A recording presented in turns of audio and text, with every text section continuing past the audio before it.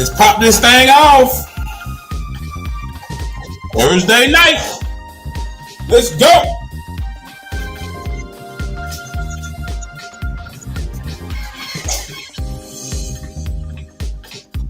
Let's go. Ooh, that might be me.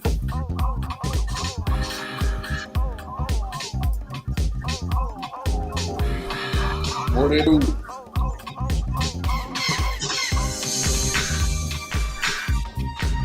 Might have got an echo. It was Mr. Shan.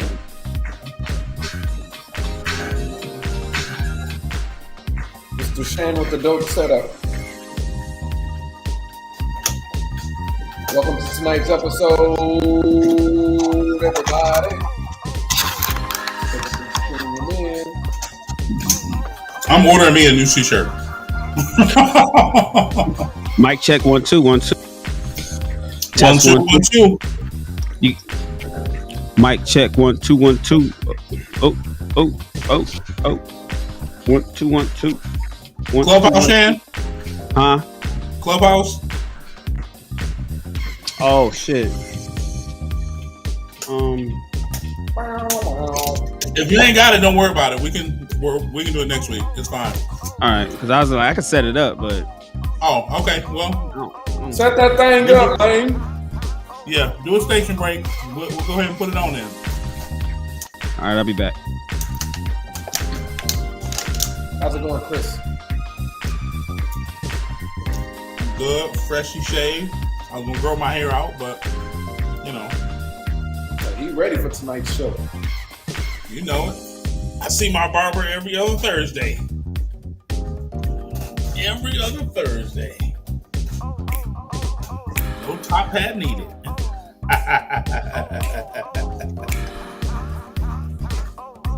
Although I love the top hat. Let's get it tippulating right, left. Tippulating? Yeah, let's do something else. Can you spell that? T-I-P-ulating. Tippulating. Yeah, man, tippulating. So I broke my water bottle. I dropped it. So sad. I broke another water bottle. There we go. The lighting is just are we on the air? We are on the air. For waking me up to black male worship. Only day. Welcome everybody to tonight's show. Really glad to have you all here for this episode number 33. Yes, indeed. Yes, indeed. Oh, you know what? I think that's supposed to go this way. Well, good evening. Good evening. Good evening. Looking nice and fresh. Good, sir. You talking about you? You. Oh, thank you. I appreciate it. I have to go get my watch. I always forget to come to the show without a watch. I don't know. I don't know what I be thinking about. Because when I put my wrist, so I normally have well, it's not a bracelet, but like one of those bead bracelet type deals. But when I put my hand down on my table, it's like it doesn't rest all the way. So now my arm is pressed. Yeah, it's all weird. So I just leave it off. And Yeah, this crown bracelet. Oh, I've been meaning to get one of those. Sometimes turn around on me, so it's like it'll literally just like dig into and my it pokes skin. you. I Yeah, have like imprints all on me. I have one that's gold. It's black and then it's gold in the middle. Yeah. I got it like 3 years ago for Father's Day. It was a Father's Day gift. Great bracelet. But I've been wanting to get one from like the Instagram people who do it and yada yada yada. So, yeah, man. I love those one also. But yeah, I love collecting bracelets. So it's a great fashion accessory.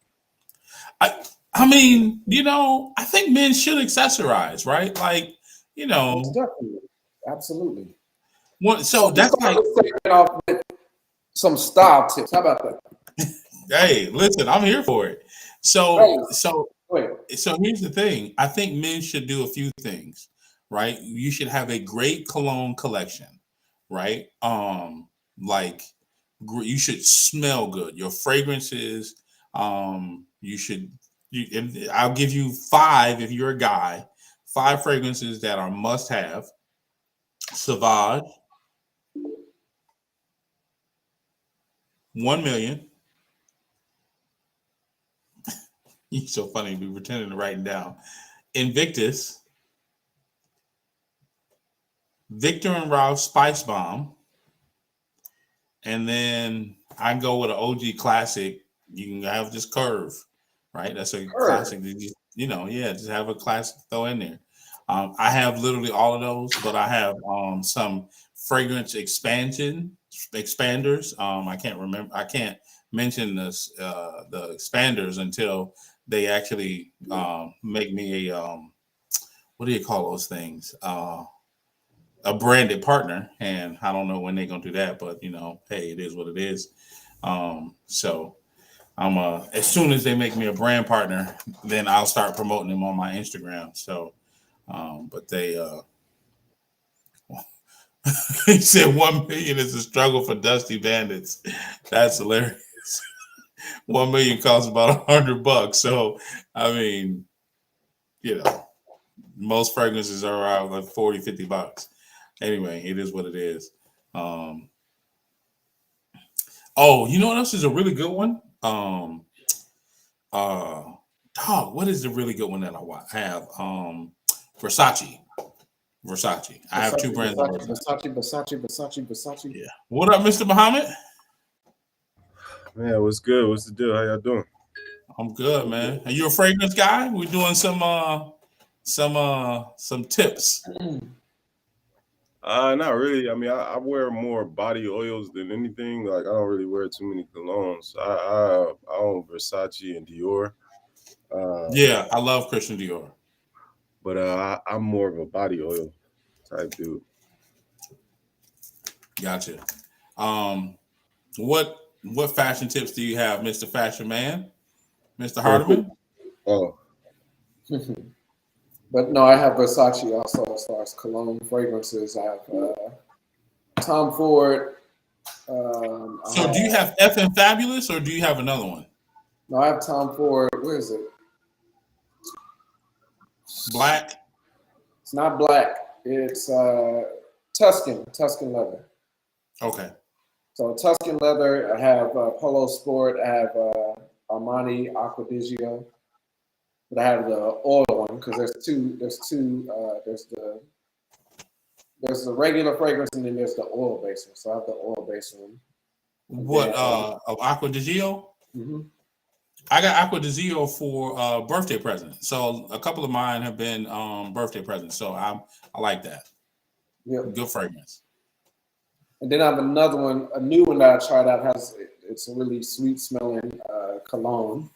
I can't think of the name right now, but I was sold on it because I smelled it and I was just like, wow, this smells really good. Like once it's settled, it's like it just keeps getting stronger. Before the show ends, you go grab it? Yeah, I'll probably go grab it right now, matter of fact. Welcome, fellas. What? Hey, let me pull my grandma out. Is that Mr. Long? Hey there, fellas. How Is y'all it doing? he? In the flesh, man. In the flesh. Welcome back, sir. Thank you. Thank you. I would tease you and ask you where you've been, but that ain't none of my business. Man, it's been a interesting couple of weeks, man. But it's all work, all business, no play. I don't know if I believe that. You've probably been playing in the vineyards. Nah. I want to, but I did get to go to a couple of different places though that I got to get some good ideas for my next venture. So. Okay. So Shaheed, what fashion tips do you have other than some Chucks and Dickies? I know you got some swag out there. As far as what, bro? Whatever. Oh man, just always get your suits tailored. Like pay that extra money to get your suits tailored. Cut. Listen, nothing better than a custom made suit. Nothing better. Nothing, Colin, are you saying something? I'm saying nothing better than a suit that hugs you. So definitely. Oh, hey, did we ever find out? Did we ever find out who Eternia? Eternia. So this is a nice, sweet smelling fragrance. It's by, I don't know if I can see that, Armoth. Eternia. Put It's that back called- in the camera. Take a it's picture called- of it and send it to me. It's called Eternia. It's a very sweet smelling cologne. It's strong when it first comes out, but once it settles, like it's a real distinct sweet smell. I'm really good about fragrances. I don't like buy cheap cologne or anything like that, but this one really smells good enough for me to like, yeah, go ahead and put that in the bag too. And then I have Kenneth Cole Black too. That's a classic. I like Kenneth Cole Black. I have black and blue. Is it blue or light blue? I don't think I've ever seen that. Kenneth, I can go grab it real quick. So that didn't, Colin, take a picture of that for me and send it to me. I can't find it on Amazon, so I have to go to the please, would you please? I'm sorry. Yeah, I will. Yeah, I have to. a Galleria here in Houston, but I don't need to see the brand right there. It's Armoth. Yeah. Maybe I know why. Hold on. But I'll send you a picture. I know why. I put in perfume and not cologne, but it still didn't come up. But that's cool. I got Eternity. Anyways, Mr. West. Mr. West is in the building. Oh, his audio ain't right. I tell you, he looked like a still. This whole production ain't right. What's up, Robert? How are you? Man, I've been blessed. Just been working through some things the past couple of weeks, so happy to be back on stage and hear from you brothers, man. It's been a while. Glad to have you back. Colin, I'm trying to get the fashion tips from Colin, man. I'm trying to get my suit game up to par, you know. I even looked at some hats this past weekend. I went down to the fashion district. I was looking at hats down there. Yeah, so I'm big on Goring Brother hats. That's really all I buy. I mean, I'll go up buy other brands, but it's as far as like quality, things like that, I really love Goring hats. They're spread out all over the United States in select cities, but wear your custom tailored suits, accessorize. So it's just like, even with this hat, I can go get feathers. Just depending on the time wearing, I can go get that color feather. That's an accessory. Your handkerchief also. There's just so many combinations you can do. So the undershirt matters, the tie, it's everything, how you piece everything together. I can take a whole show going over some fashion tips. But I love dressing up because it really does take work and effort to put a nice combination together. And you can literally rock out with 3 or 4 suits and do probably 16 different combinations. So you're never wearing the same thing over. That's true. There's many ways to switch it up. And untold truth that people don't know is they think their handkerchief got to match their tie. It does not. Exactly. The handkerchief is supposed to be something that draws contrast to your suit. So just like if you have a blue suit with like a red tie, you could have a yellow handkerchief to accessorize a yellow feather, or a yellow belt or something like that. So it's just something that Where my notebook at? just makes it pop. So it's just it breaks up the color. I'm gonna start doing some fashion tips. Man, these are like classic. Colin, you should be Kappa, man. All these pretty boy tips you putting out. Shannon be proud. He'll throw up the sign, the yo sign. All At any right, rate, Wes is gonna try again. Let's see. let's see if Wes got it together. No, he's. I don't care. Anywho, At any rate, welcome to Ask a Black Man Anything, everybody. Good. Have hopefully you're having an amazing evening. saw the case, right? How it opens, like a lighter. Yeah, see, you gonna make me go and grab a couple of my fragrances. Matter of fact, let me show out real quick. I'll be right back. Whose audio is that real loud? Is that Yeah, it's right as usual, Robert. Woo! See that sweet smell still in the air. Yeah, that smells good. I like that. Robert, what mic are you using tonight? Jet Neil. User Is it? Jet Neil. Do we know Is who this that is? better? Hey, Jet Neil. We're gonna bring you on in just a second, okay? Just give us a second. Shan, that better mic wise?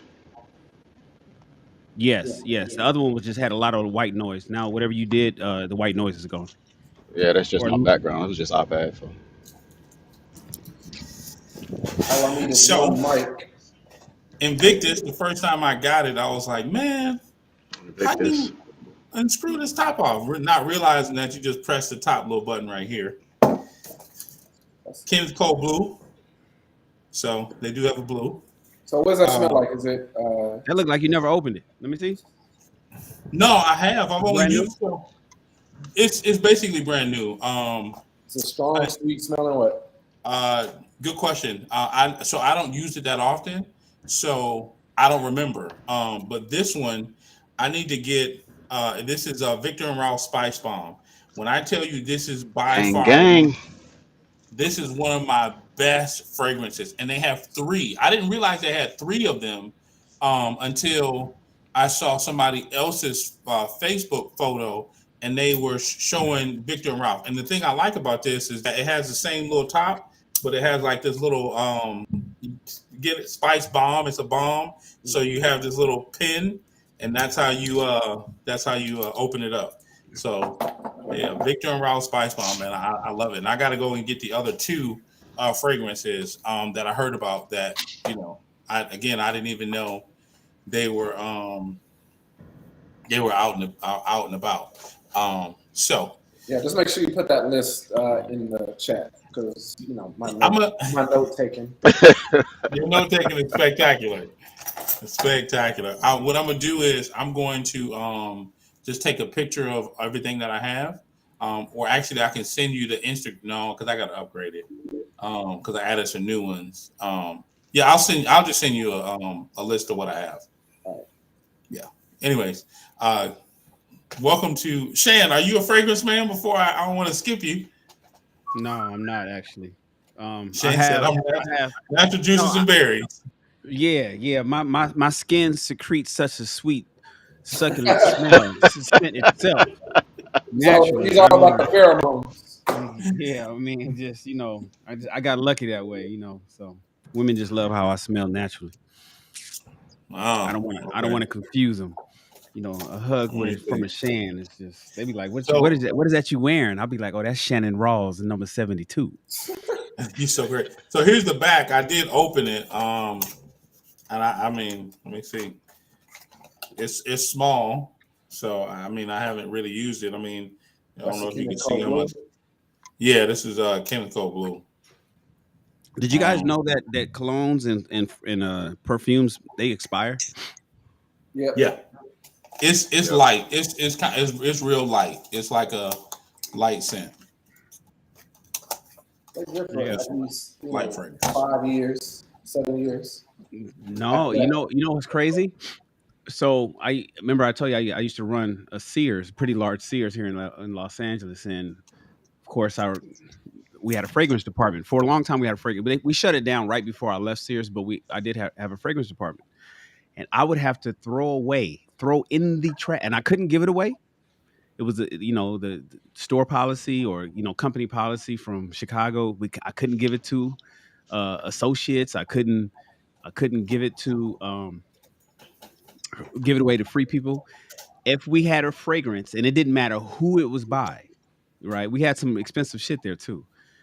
If it was there for longer than 6 months and it didn't sell, we'd have to recycle it, and I'd have to throw it away in a container that was locked. So I couldn't be like, okay, look, I'm throwing it away. It's gonna be in the dumpster in the back of the store. I'm just saying, I don't care who comes here at 9 o'clock at night, or I don't care who comes at midnight and opens it up. They made sure we threw it away in a locked container, man. So, and I used to, because I would throw away. I throw away maybe 10,000, maybe $15,000 worth of perfumes, and mainly perfumes every 6 months. Every 6 months. It was crazy. And then I get a huge batch in, and we load it up, and then from that batch, whatever didn't sell, trash. Hold on, you throw it away every what? 6 months. Right, every 6 months. Yeah, every 6 months. A shipment of all new freight. It'll be a new store setup, so we do it overnight or something like that, and then we just restock all the shelves with all fresh boxes of fragrances from all these cologne companies. But all the stuff that came in the last shipment 6 months prior, trash. And it was Make friends crazy. And with I was thinking Sears. that, Okay. and I didn't know, because I had colognes for years in my medicine cabinet at home. And I'm just thinking, like, and I learned this, in manager school. Basically, you got to go to manager school when you become management. So, and I was like, damn, we got to throw away. They was like, yeah, the alcohol content, some alcoholic content in some perfumes intensifies over time, to an acidic level, and some of it just decreases to a more of an alkaline level. It depends on the fucking fragrance mix. So they just said, you know what? 6 months, trash it. Now, of course, in reality, it probably lasts maybe 2 years. But from a retail standpoint, from a litigious standpoint, from making sure that you don't get sued, we had to get rid of it after 6 months. And I had to trash the bottles, bro. The bottle. I mean, in fact, we didn't trash the bottles. We just took the box that was never open, that was still in the plastic wrap, dumped it in the dumpster, and locked the dumpster. And waited till the trash man came and took it away. $10,000 worth of perfume in the dumpster. And this is at my Sears. Imagine at Nordstrom or fucking Saks Fifth Avenue or Neiman Marcus or some shit like that. But nobody knows that stuff. That kind of information that stores recycle their perfume every 6 months. Nobody knows that. So just something But the point is, perfume and cologne does expire. So those perfumes and colognes that you have, that you got sitting, that you coveting, that you sitting on the table and you put it on every once in a while. Really, bro, you really want to, after 2 years, you really want to just trash and go get yourself a fresh bottle, because you don't know if it's one of the ones that go alkaline or go acidic. Yeah. It's better since they're only $100 and you talking 2 years, 3 years, it's better. Yeah, you've gotten your wear out of it. Yeah, exactly. Well, I tell you what you could do. I do, I go ahead, Robert. I'm changing the subject, man, because it's time to actually, give reverence where reverence is due, to Carla and to Wes and to myself. It is now Aries season. If you guys do not know this, we are, the number one sign, and just making sure that everybody was aware that it's time to go ahead and give us our Is just his due. mouth moving in the screen? Is not okay. So what you could do is did Robert say something? I saw him talking. Yeah, I didn't hear you. You can take those same fragrances and put them in shea butter, and that would help it expand and last longer. See, I knew he was. See. Oh, really? Yeah. No, we're not gonna move past it. I wasn't done yet. It's still Aries season, gang. Kanye West. Damn. I still don't hear nothing. What's wrong with Robert's microphone? I see him. Robert. Chris Davis does not like Aries. Right. There you go. Anyways, Leah too. Good evening, everybody. Welcome to Ask a Black Man Anything. So that we don't belabor the point, we definitely want to welcome all the gentlemen here to this amazing Thursday night show. That we have some great content for you. Again, some great conversation that I want to just really dive into. I was introduced to certain words like incel, LDE, little dick energy, sign language. I was introduced to those concepts in the last literally like 6 months. And because I've been introduced to them in the last 6 months, I had no idea that these things existed, particularly sign language. And I was actually introduced to sign language by Shan, which I have not become an expert on it, but I would love for him to just kind of break it down and tell you all where it comes from, and then I'm gonna come back and kind of dive into our topic as to the whole point of the show. So, Mr. Ross. I didn't know I had to give a presentation today. Sign Yeah. language. It's an acronym. Everybody, we know sign language. Run your hands, and it's speaking without talking. It's using your hands. However, in the mating and dating streets, there's a brother on the internet. He's what a lot of us like to call the Oracle. His name is BGS Ibmore. He's one of my favorite YouTubers. He kind of welcomed me to the space, and he helps me a lot with a lot of content. He does a lot of deep diving in research. It's like, we'll read like a stat and be like, okay, cool, that's the stat. He'll look deeper behind the stat. He'll find out who fucking did the report and all that kind of stuff. And so BGS coined this term called sign language a long time ago, and then people like Kevin Samuels has made it popular, and a lot of people in the mating and dating streets have adopted it. And sign language is an acronym for uh, shame, insults, guilt, and the need to be right. Shame, S, insults, guilt, G, and the need to be right. And predominantly this acronym has been put on women, um, because they say that the need to be right is the worst one, and that's for men and women. So a lot of people, when they talk to people, when they get into arguments, when they get into disputes, when they talk, when somebody wants to get something across, when somebody wants to convince somebody of something, whether they're right or wrong, um, we hear a lot of what is called ad hominems. Ad hominems is what it really means is that when somebody cannot um, argue their point based on facts, data, statistics like that, they tend to start to throw insults at you. Well, you fat motherfuckers, or you black ass motherfuckers, or whatever, or you dusty, or you got little dick energy. People start to throw these ad hominems at you, and that's part of sign language: shame, insults, guilt, and the need to be right. Need to be right being the worst one of them all. So I've always told people, I say, if you find somebody who needs to be right, that's the person you want to run away from, because if they don't, if people don't have the ability to be able to absorb information, if somebody is committed to misunderstanding you, then it's really a waste of time and energy, and the relationship is not going to really go any further because they have some shit to work on themselves. So that's what sign language is. It's just really an acronym: shame, insults, guilt, and the need to be right. And if you think about some of the people that you've been arguing with lately, arguing with in the past, arguing with today, ask yourself, are they using sign language against you? And then I on my show I explain to people how to avoid sign language. It's kind of a skill to be able to dodge sign language, kind of like Neo in the Matrix. When them bullets are flying, when that shame is flying your way, and that insult, somebody's throwing guilt your way because they're wrong and they just want to try to guilt you on some shit, or they have a need to be right. They move the goalpost during an argument.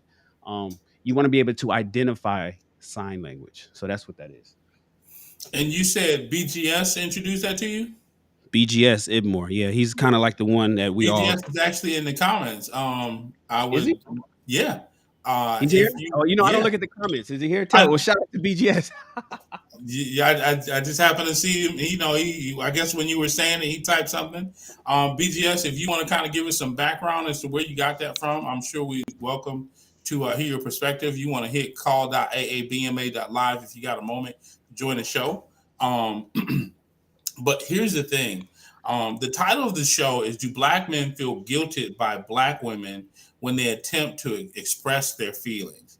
And here's what I've learned in the dating and relationship space is that a lot of people, just in general, and I mean, sometimes it can be very specific to women, um, a lot of people have a tendency to insult you, or they need to make you feel small when you're trying to express yourself.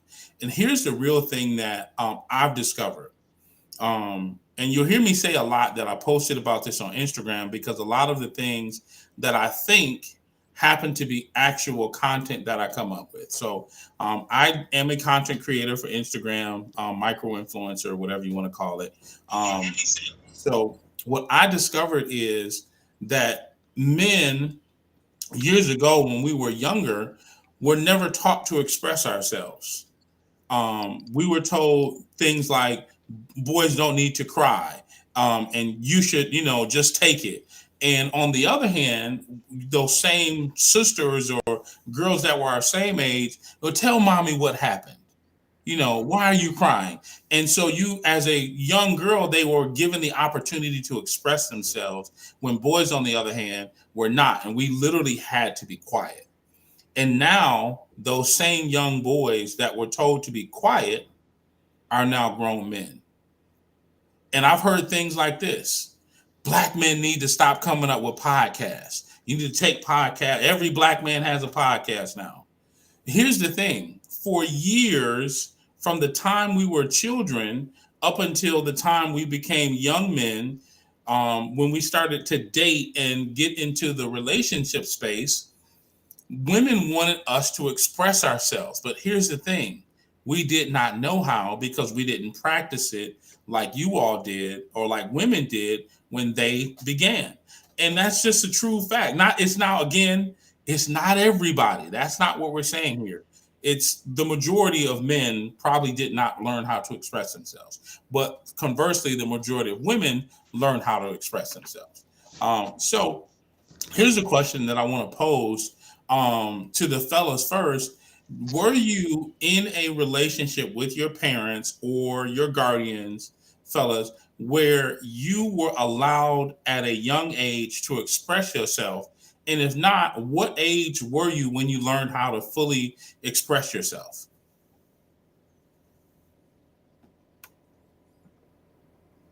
I would need a better example. When you say express yourself, you mean as far as this emotional? Express how you feel, what's going on with you, the thoughts that you're thinking, in any context. When did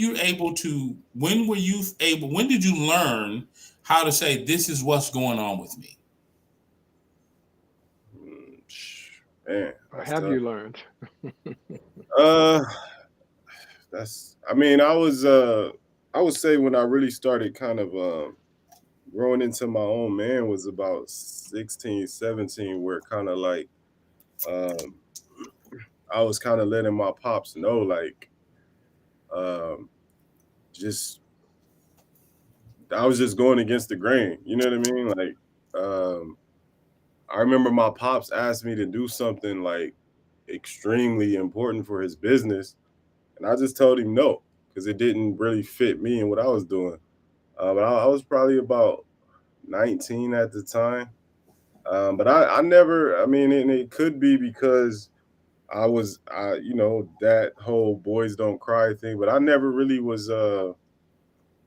I never felt like I harbored too much in as a kid and um, wasn't able to express myself like that. So, but I would say really where I just started living in who I was around 16 to 19. Fair enough. So, when you were a child, you said, that you told your pops no at 19. Were you able? So here's the expression: were you able to tell him, "Hey, this doesn't gel with me," or was it just like a no, and he had to just take it? Yeah, he just had to take it. It was like, no, I'm not. You know what I mean? No. That's it. I'm not explaining why it's a no. It's no. You know what I mean? Okay. So, so for Shahid, it was around 19 where he learned to express himself. Robert, Wes, Shan, Colin, what age? Well, let me start this question. Were you in an environment where your parents or parent allowed you to express yourself in any manner? So I'll go ahead.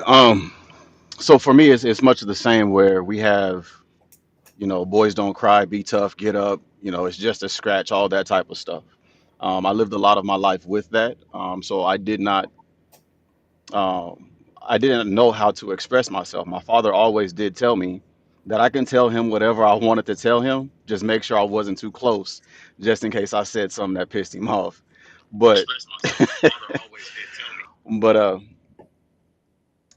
I don't think that the environment was. I think what you're asking, Chris. I don't think that the environment was given to where I can sit down and say, you know what, I've had a bad day, and this is what's going on. This is what's bothering me, and this is me expressing myself and letting it all out.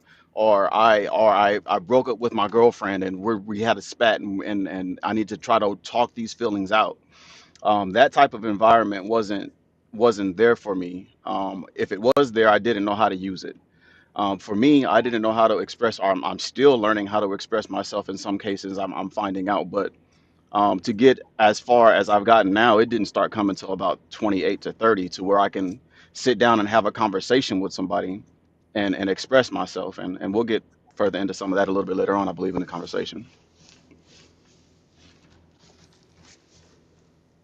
Right. So, Jerron, welcome, man. The question is, um, were you groomed in an environment as a young man to learn how to express himself in any way, shape, or form? If you like something, if you didn't like something, if something was wrong with you, if you felt slighted, or you felt excited, or whatever emotion you felt, were you groomed in a way as a young man um, to fully be able to express himself? Hey y'all. So I say I was. So I was raised by my grandparents, and so my grandparents instilled to me at an early age to whatever I wanted, to make sure I communicated that. Where it could have been something that I wanted, or something that I needed, or something that I didn't like. They always told me to make sure I communicate to them, and not just to them, but other family members, friends of the family, even going to school, things like that, to communicate my needs to those particular people, because they've always taught me that closed mouths don't get fed. So if you don't say anything, then nobody can read your mind. One thing that they always told me was, we're not mind readers, so nobody's a mind reader, so nobody's going to be able to read your mind. So it's important that you always express yourself and let people know how they made you feel, or what's going on with you, because you never want a person to assume. But I do know, I know statistics show too, and research show that a lot of times growing up, males, a lot of males didn't grow up in particular environments or households where they were able to express themselves, whether that was verbally, nonverbal, in different ways. Even when it comes to your feelings, I know a lot of men growing up, well, a lot of guys growing up, they were taught that they couldn't cry, or they couldn't express themselves in those type of ways, because crying or showing those type of emotions could be looked at as you being soft or being weak. And so, we held those particular type of things in, and never talked about those things. But I can say I was blessed and fortunate that my grandparents always instilled in me to make sure I communicate, and even gave me the space that I needed to be able to express myself, not even just verbally, but non-verbally as well.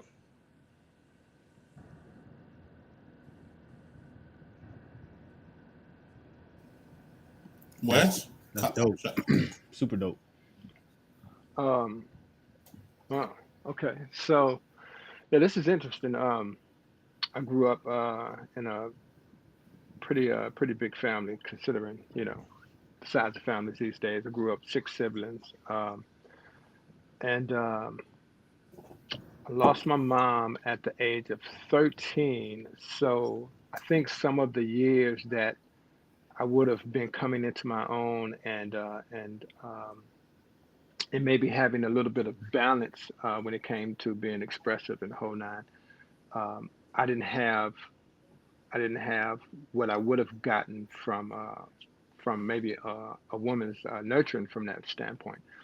However, my dad was extremely strong, and so it was typically, I was like most young black boys. I was taught to not to cry, to be strong, to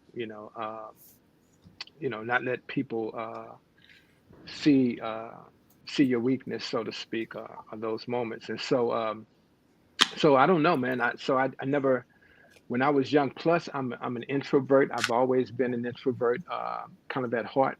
And so I'd have to say that for me, Yeah, I'm gonna say maybe, man, it wasn't until I was 40 before I actually started to um, really come into my own and find my voice and actually speak up, whether we're talking about in relationships or otherwise. And yeah, so yeah, and I'm still learning it. I will say there was one. I did have one relationship that was a milestone, and where I distinctly remember moving in that relationship in a way that I hadn't moved in any other when it came to being expressive and sharing my actual thoughts and feelings. So so yeah, man, it was for me. It was the later years. It was of my life. Maybe 10 years ago. I'm 50 now. So yeah, it took me a minute to get there, and I'm still getting there.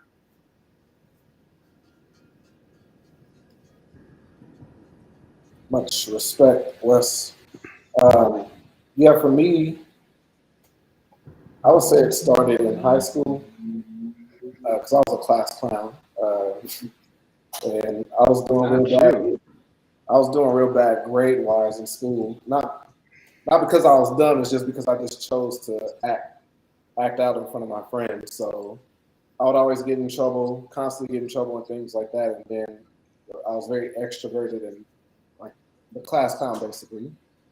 So when my parents came around or they asked me what's going on at school and things like that, I would literally just shut up and be quiet. I get in trouble. I get whoopings and things like that, and I wouldn't be vocal. And they hated that, so it just made the situation worse because it's like they'd be like, "What's wrong with you? What's going on?" And I was like, be mumbling. Turns to like one of those little mumble rappers, like, "What? Speak up! Speak up!" I would say the first time I started talking is they started talking to the school counselors and things like that. They started talking about putting me on Ritalin and all this other kind of medication. And it was just like, Wow. that's when the mouth just opened. I was just like, all right, y'all, look, nothing ain't wrong with me. I'm just class clowning. I'm just doing this, and da da da da. So my parents were actually relieved when that happened because it was just like, the counselor was just like, well, y'all want to continue to go on, like, recommend these medicines? I was like, no, we got it from here. But when I got home, they were just so relieved because it was just like, why haven't you been talking all these years? We always ask you what's going on with school, your grades and things like that, and you don't say anything. I was just like, I've seen what medication has done to other people, and it's just like they're not about to write me off as trying to diagnose me with this or whatever, and put me on medication. It's just like nothing's wrong with me. I'm just showing out in front of my friends. I'm gonna do better, get my grades and things like that. And I would say I started, I guess, speaking out as far as like my actions, because I was just starting to make life moves of my own. Um, staying with my brother at one point in time, like right after graduation from high school. And I was supposed to move from Dallas back to Austin, but I just took it upon myself to move to Houston instead. This is all the way back in 99, 2000. But I had a big fear with my dad because he would always whoop me. And some of it would be justified because, like I said, I was a class clown. And it's like I get a huge whooping that just leaves well, I'm not going to get into that, but I get all these whoopings and things like that. But it's like I'll go right back into clowning. But it made me fear my dad, to where it's just like I didn't really have a relationship with him. He's a great man. He's a provider. He's done everything for the family. But I just didn't have that strong of a relationship early on because I feared him. And similar to Wes, it didn't take me until I was about 33, 35 that I finally had the nerve to go and tell my dad, like tell him to his face, that I didn't. It's not that I did not love him. It's just that I was scared of him. I was afraid of him, and that's why I didn't really have interactions with him because I know he tried doing certain things with me, and I just didn't make myself available. So, so I just know with me, it didn't take me until 33, 35. I had a talk with him heart to heart as far as getting that closure of, hey, I don't have anything against you. I was just afraid of you as a child all the way into my teenage years, and I just didn't know how to tell you. So yeah, so that kind of came late for me as well. So kind of along with Wes, it's just something I kept bottled up inside of me, and didn't really tell anybody. Wow. So for me, I was always an orator. I did public speaking in high school, middle school. I was actually telling somebody not too long ago, not recently today, I had my first preaching gig at 14, paid preaching gig. Not that I was like this, trying to be like a Bishop T.D. Jakes or, but I mean, there was like I had the gift of gab always. But I didn't ever have an opportunity that I can remember where I was given the opportunity to say, "Hey, come to me and tell me, what's going on. Come to me and tell me what you're feeling or what's wrong or what's happening, what's good, what's bad. Tell me about your day." I didn't have those opportunities, and you take that into marriage at 22, and now I'm arguing with my ex-wife, and I didn't know how to speak then. Um, I didn't know how to express myself. So I'm literally talking through frustration and it's not coming out right. And then fast forward to divorce. I got divorced at 37.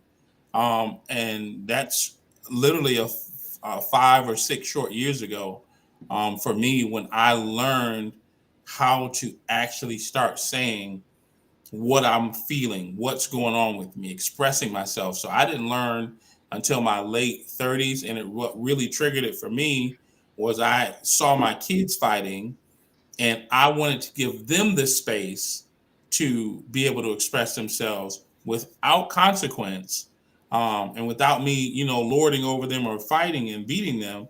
And so that's when I learned to do it for myself and to do it, start to express myself to others. And it took me a minute. And I, like Wes said, I'm still learning. So there's that. Shan?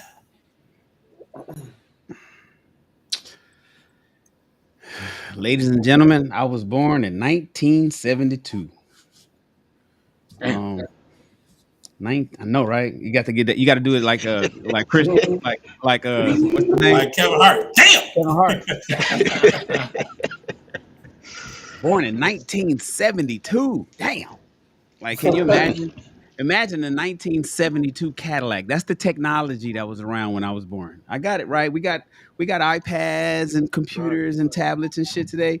Back then, you was lucky if you had power steering. Mm-hmm. And it was all masculine, what they call toxic, which I believe is bullshit. Toxic masculine. I don't like that phrase. It's just pure masculine. There was no space for me to express my feelings.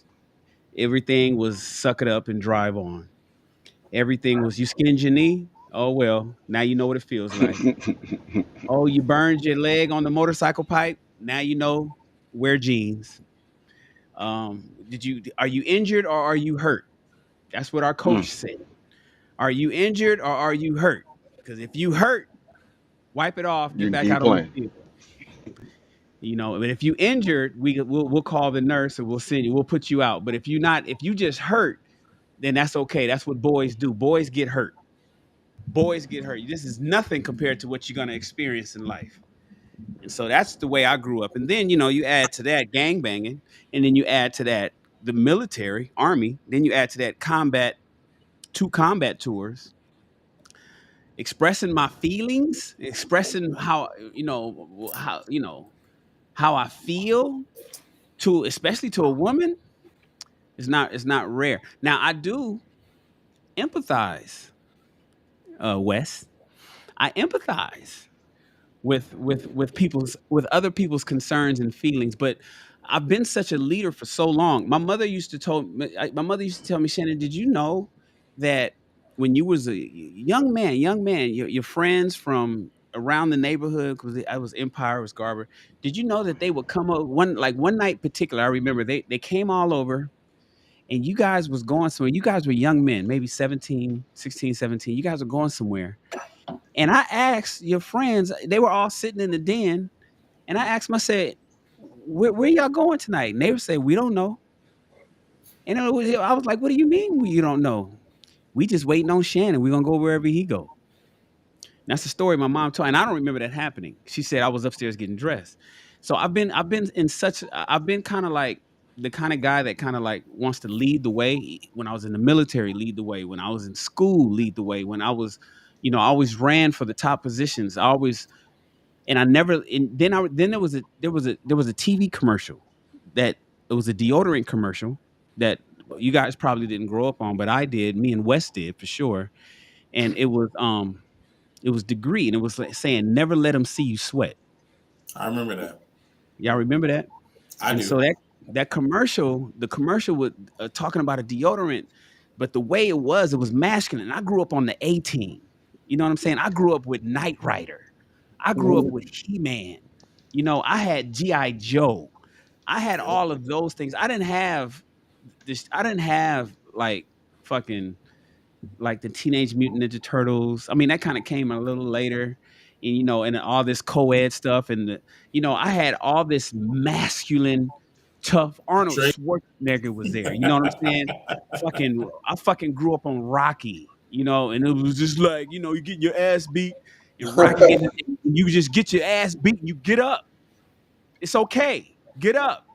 And Rocky didn't even express his feelings to Adrian. It was just like, Adrian. So that's what I grew up on. I grew up on Rambo, bruh.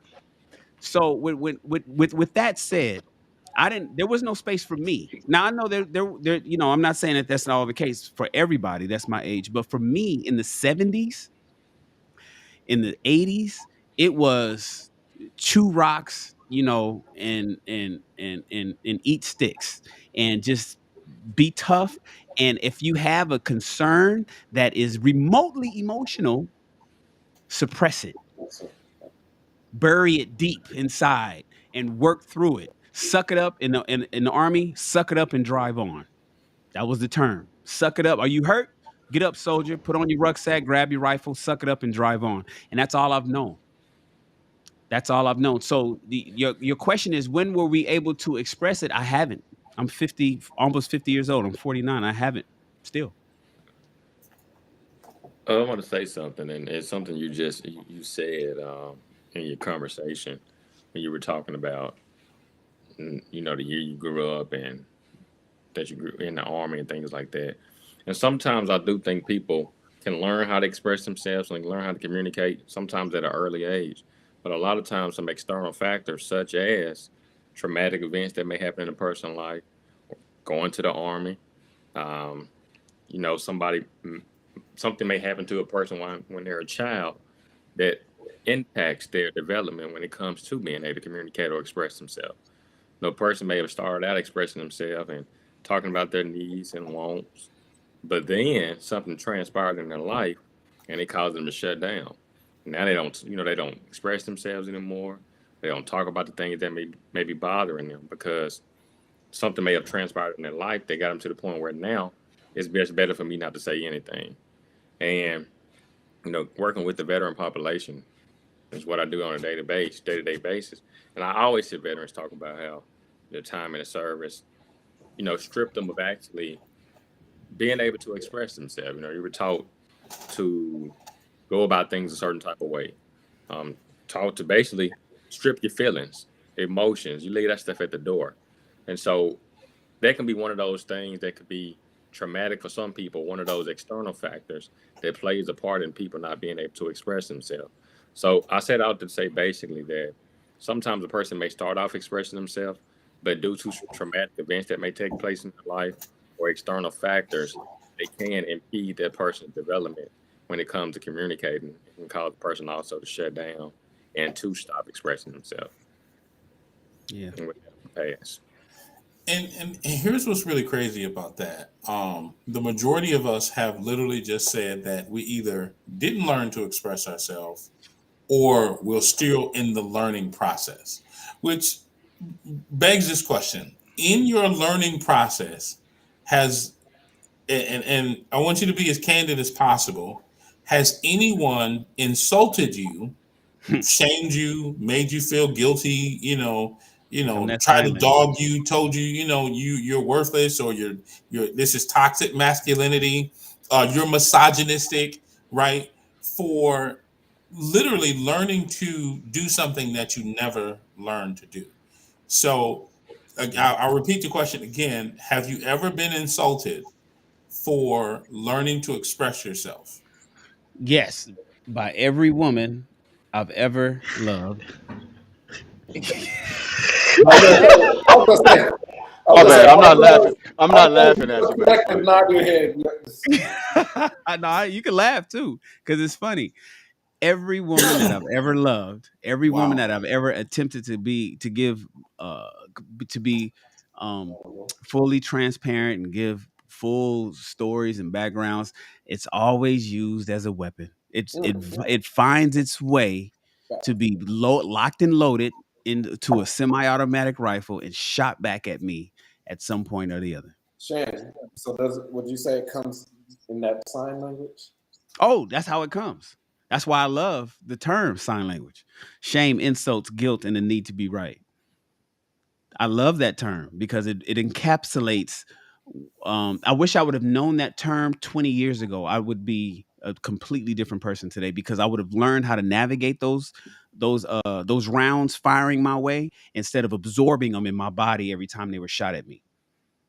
You see, every time somebody shot shame me for something or guilted me for something, or insulted me because of something about me, whether it was physical or mental or whatever. Whenever I received an insult or whenever I got into a discussion with somebody and I know what I'm talking about, but they have the need to be right, so they move the goalpost. If I would have been able to identify those things years ago, I'd be completely different person today.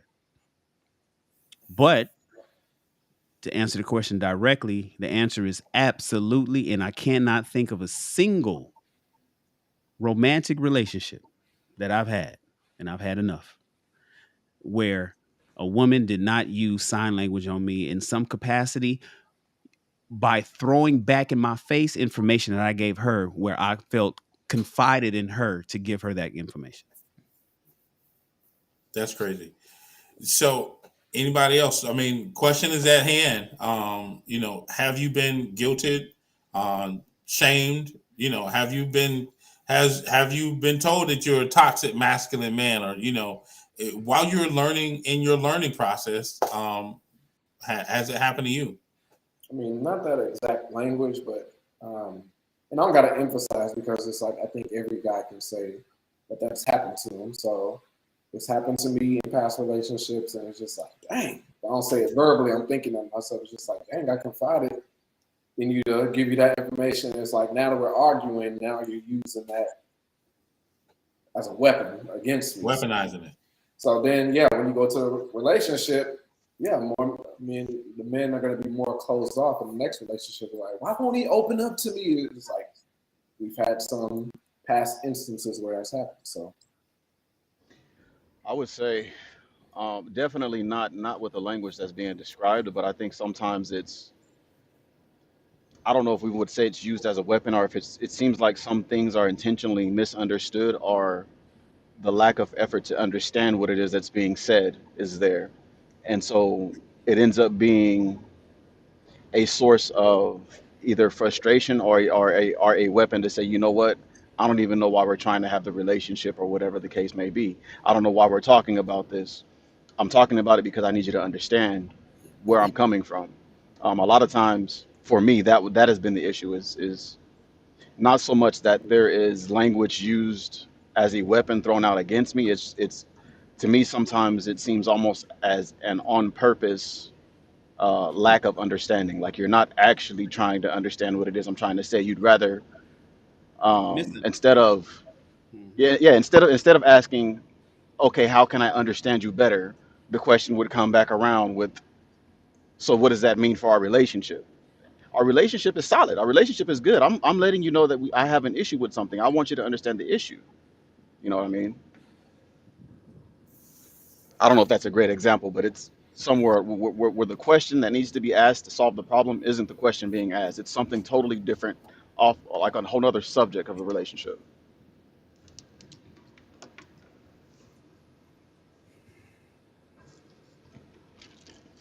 mic drop.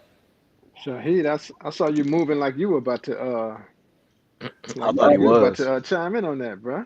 Nah, not really. I mean, like in a relationship, I've never really had any woman like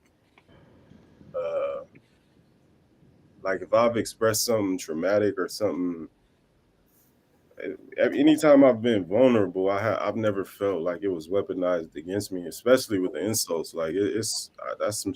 I just demand a certain level of respect where you guys just be flying insults. So I mean, yeah, and then the women that will do that, they don't get that vulnerability from me. So They it's just not get the dick, huh? All they get is the dick. it's not really it's only a handful of women that I've really been extremely vulnerable with because of things like that. You know what I mean? Like a lot of, not even just women, just a lot of people, they just don't give a fuck. They don't care. You know what I mean? So I'm extremely cautious on who I'm, unguarded with and vulnerable with. Yeah, no, I wouldn't even say it was Wow. the gentleman being reckless. It's because, I mean, I'll just answer for me. I wasn't just freely given that information. So these are people that, these are long-term relationships and things like that. And these are people that, I felt comfortable enough to confide in them. But then it's just like when there's an argument or something like that, then it's just like, then it's used. So it's like, it wasn't like we're 1 month in or, 15 days in. It's just like, I'm just sharing all this information. But it's just like, this is long-term. This is somebody I built rapport with, felt comfortable enough to be around. So, and I think, like I said, I'll just answer for me, but is that the case with all you other gentlemen? Was there somebody you felt comfortable enough to confide in and it was used against you? I think for me, I would need a more. Go ahead, Wes. No, go ahead, finish. I would say I would need a more like descriptive example, or like I'm thinking of something in my mind, like you confide in a woman, you're vulnerable with a woman saying like, oh, I'm this way because maybe my dad left when I was a kid or XYZ. And then when in an argument, it's just like, that's why your daddy whooped your ass. Yeah. So yeah, I've never had nothing like that. Yo. When I grow up, I want to do the Benjamin's button thing. I want to go backwards and be just like Shaheed. Man. Shaheed say he don't get hurt. He do the hurting. Nah, I've been, Yeah, been hurt, but they ain't never like. man, stop. Listen. I ain't never seen a man on a horse hurt. So, yeah, I think we've all, aside from Shaheed, because he's Shaheed. I think we've all. I know for myself, I certainly had those moments of vulnerability thrown back in my face in relationships, um, for sure. And but what I've tried to be intentional about is like not letting that set the standard for me and not letting that make me close myself off. Um, and that's just kind of the way that I am. Is anything that when I meet up when I come to a challenge, I like to go into it head first. And and I don't know, maybe that might even be a flaw, but the harder things get, the harder I try to go through them. So when I've come across relationships where I've been vulnerable and I've been hurt, the next relationship I'll go even deeper into that because I want to either build up the calluses or the scabs or just I don't know. It's just the way that I like to tackle anything in front of me, and certainly in relationships. But I would also say that I think that's part of a woman's nature. Let me see if I can make this make sense. And I've said this before, but I've kind of come to a place. I'm coming to a place where I just accept it, and the reason I accept it is because women are emotional, more emotional than men. Not that men aren't emotional, but we know generally speaking. Um, and so I'm at least for me, I'm starting to understand that that piece, that emotional piece that I want from a woman, that nurturing and that love and that compassion and that concern and all of those things, that femininity that makes us feel good as men, and that kind of rewards us at the end of the day. I'm I'm starting to accept that there's a flip side to that coin that's just innately there. Like if someone is emotional, there's going to be the wonderful good things that you're going to feel because of those emotions. But then we're not going to be able to just have them just turn it off like that, and then all of a sudden um, be logical and emotionless at the times when we're fighting, when we're arguing, when we're at some sort of discord. So that being said, I'm for me, I'm just starting to accept it more and understand that this is who a woman is. This is what makes her move, and there's going to be good and bad with it, just like the same for me as a man, and then give that grace and kind of move accordingly. But that's just me.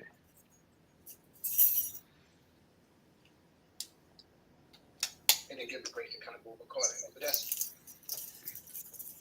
It's the thing. One thing I did learn though, out of being shot with my own vulnerabilities given to women, is that I make it a conscious effort to not do that to others, because I know what it feels like to have it done to me. So you get into an argument with say times are good. You're in a relationship with somebody, or you guys are just kind of getting to know each other or whatever. Maybe not in a full relationship. Maybe it's not committed, because this has happened to people I just dated too. And then people to tend to tell me things. They feel comfortable enough to tell me things. It's probably because I give a lot of advice, a lot of life advice, a lot of financial advice, a lot of entrepreneur advice, and a lot of people gravitate towards that of the people that I hang around. So you get into a relationship with somebody on some level, and then they feel comfortable enough to tell you something that they otherwise wouldn't tell most people, right? Maybe it's some sexual deviancy she did, or maybe it's some fetish or whatever it could be, right? What one of my problems, I think, my a personality flaw, is because I tend to always try to teach, is that me bringing up something that somebody has given me some information, I don't throw it back as sign language, but I'll use it as a teaching point to try to help somebody become better in the future. So say for instance a girl tells me that I don't know, let's make up something as we go. Let's say a girl tells me that you know, she had a threesome with two guys in the dormitories in college. Right. She had a train ran on her by two guys in a, not a threesome, but she had a train ran on her by two guys in college, right? And so we're talking, and then say 2 months goes by, and I'll bring up something like, you know what? And maybe if another guy's trying to talk to her, or I say, well, be careful, because remember the decision you made back in college. Are you far gone from that? Did you learn from that? Did you think about that? And I have this tendency to bring up maybe some information that was given to me, just to make sure that the person that I care about don't make that same mistake twice, or don't do a new decision based on the same ideology or thinking that they had when they made the mistake back in the past. But sometimes, because women in particular, tend to run their actions through their emotional filter, they'll look at that as an attack and say, "Oh, so you bringing up old shit? Why are you bringing up old shit?" As if I'm using that as a weapon, and that's not.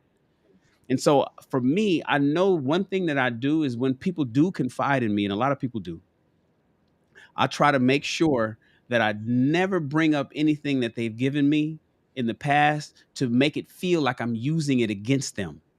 But I do have the propensity to bring it up to try to help them make better decisions in the future. I'm working on that still, especially now that I'm talking to more and more people as a result of me moving my platform over to YouTube and whatnot. And a lot of people are actually, booking sessions to speak with me about various things. And it's something that I need to learn. Even more so now that I have other people's lives in my care, to a degree. Even though I'm not a therapist, I'm not professionally licensed. I don't know. I ain't go to school for this shit. I just kind of know what I know because of my travels. but I have to be careful with that. And I wish more people would do that, because when I think about the times that my information was thrown back, it was always in like an argument of some sort or some heated debate. And later on, everybody apologizes. And what's important is for people to have, like, we're reading this book right now called Rich Dad Poor Dad. That's the book that we're reading for the month of March. Tomorrow is our last chapter and we're done with this book. We move on. But this book had mentioned that if you don't have control of your emotions, you will never be rich. You know, Robert Kiyosaki says, if you can't control your emotions, you will never be rich. And one of the things that you need to be able to control is the words that come out of your mouth.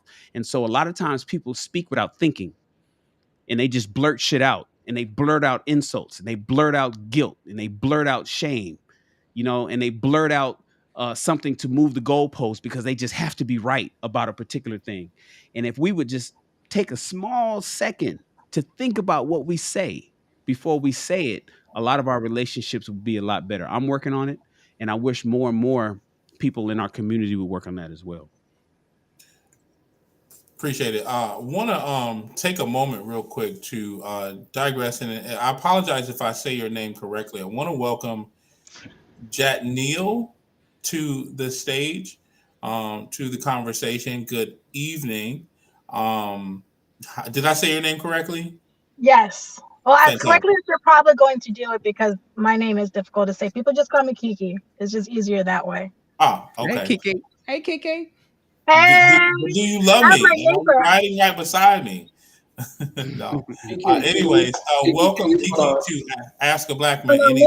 Me and Drake, we ain't buddies. I actually kind of despise him. I wish he died in Degrassi and stayed there, but so sad. Well, Kiki, welcome to Ask a Black Man Anything. How did you want to join the conversation? Can y'all hear me? Kiki? Yeah, go. Hold on. 1 second. Go ahead, Colin. Kiki, can you rotate your phone landscape? I can, but it's not working well. She probably has the. Are you on an iPhone? It's fine. No, it's fine. Oh, okay. I don't know how to work it. Okay, never mind. Go ahead. Anyways, welcome to Ask a Black Man Anything. How did you want to join the conversation? Basically, I got on here because my neighbor dude, Colin, actually was helping me up the stairs with some water that I was having a very hard time picking up 3 flights of stairs. And I was watching now. I've watched 4 of your episodes from like way back in the situation when y'all were first starting. Thank you. And yeah, so I'm now a fan. So I'm coming in the conversation as a fan, and also as a single mother of a little Black boy. And I don't know, like sometimes you give information and people feel like you're trying to fish for things. And I don't understand why. Like, why can't I just be giving you information? It's like, oh, so you want something? No, not really. You just asked me a question and I answered it, and now apparently I'm fishing. Does that make sense? It does. Do you get that a lot? Do you get that from men and women alike, or you get that from men more often? I think I get it sometimes from women, but I don't really talk to women about it because I have a trust issue with women, and then having my shit out there because women talk, and not only do they talk, but they talk nasty. Is that, they're the ones that mainly use the things as weapons. It's like, oh my gosh, did you not know about Chrissy? She done told me some things. So I don't technically tell women a lot. That's why I don't think I get it from her, but I get it from females. Right. But I get it a lot from guys. If you need help, if you want me to get you some sneakers, if you need me to get you some nails done or whatever, you just have to ask. You don't have to go and say stuff. It's just like I say something. Give us an example. It doesn't have to be a real one, but give us an example of something that they say. I be looking stressed or like this, right? I just got out of the shower and whatever. It's like, girl, when are you going to be taking care of yourself? You used to look so nice and stuff. It's like when I get a better job and more pay so I can get my nails done and stuff like that. It's like, oh, if you needed money to get your nails done, I can help you out. And it's like, you just have to say that. You don't have to go and make me feel guilty about it and stuff like that. Dang, I'm like, you asked me a question. Yeah. I thought it was chill. Right. I was answering. I thought I was chill, just joking around with you. Said something. You asked. I answered. It's cool. Well, Yeah, I get that. I think it's a normal response for men because oftentimes men experience women who have ulterior motives, and it's hard for men to actually sometimes to discern who's genuinely there and who's not. And so I think a lot of us have, from the mini trauma that can be in dating experience, we've gotten to a place where our ears perk up the moment that we hear anything that remotely sounds like financial. And but the also, the sad part is that oftentimes, the things the deeper things that we have to talk about in life are our jobs, which revolves around finances, or No, and our then it's like, home so life, you or a calling me a better. scrub. Like I feel a certain way, so I might come at you a little tight. You know what I'm saying? It's like why you not looking the way you Yeah. did before? Like lately, you've been like letting go and stuff. But like I'm gonna answer a little tight. Like you're coming at me a little bit, and I'm answering your question. That was, I wasn't trying to tell him to then do what he was, accusing me not doing, but then Right. he took it that way. But like, if anybody should be hurt, it should be me. Right. you Do, said do, something though. And you Well, said that it's all goes back to experience, and that's what it's based off of, experience. And so, a person's experience is going to dictate the way they behave in most situations. And so, if you've gone through different type of experiences with different type of people, then that is the way you're going to act when it comes to those type of conversations. So, although we can take it personally, sometimes we can take it personally, but overall, I always feel like it always goes back to that person's experience. So, like you said, you may ask questions and things like that, and some people may feel like you're fishing for information. Well, if that's all they like, and I kind of goes back to what Wes just said. If that's all they've ever known for when people ask them questions, and that's what they feel like going on, then that's the way they're going to treat it with you too. So I feel like a lot of things that we do are based off of our lived experience, and so the way we behave is based off of the things we've gone through and that experience that we have. Along with that, I believe that with the experience base and dependent on the relationship, if it's like a brother or somebody who maybe feels a certain obligation to take care of their sister a certain way or their girlfriend a certain way, or maybe past relationships have made them feel obligated to take care of their woman in a certain way, whenever they're approached or whenever we're approached, and it's like, are you trying to hint at you want me to help you with the groceries? Are you trying to hint at you want me to help you with your nails or whatever the case may be? Why don't you just come out and say that? I think Right, that's how they say without it. Yeah. I think that without context as to who's giving you this response, I think that it makes it difficult for us to really answer all the way.